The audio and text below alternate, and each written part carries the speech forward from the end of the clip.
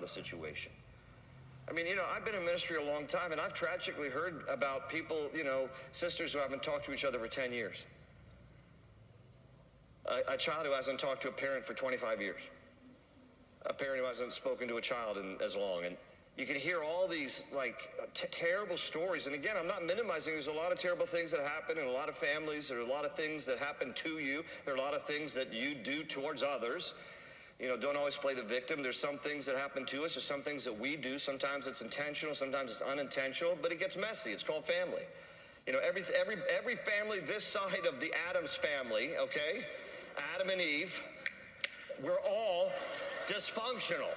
We're all messed up. We're all dysfunctional. There's no perfect family. Every family has its skeletons in the closet. Every family has its issues. Every family has its pain. Every family has its story. Because since the family of Adam and Eve, sin entered the human race, and sin makes families messy.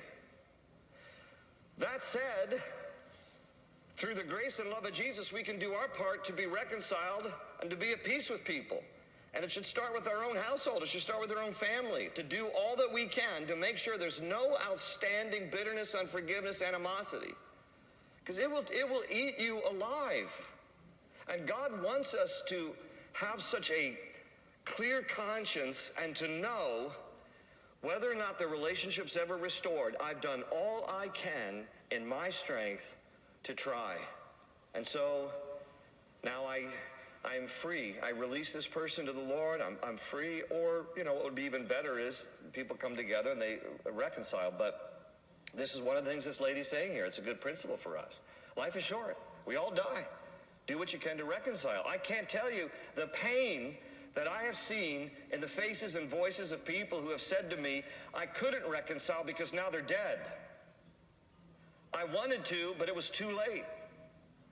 And then they carry on this pain, and all I can say is, okay, well, you couldn't do it in person, but God can heal your heart, and God can mend your broken heart. And so, it's all taken to the Lord one way or another, but it is even that much more difficult when you can no longer personally reconcile because they're not even here any longer. So life is like water. It gets poured out. You can't gather it back up. Do all we can to reconcile with one another before it's too late.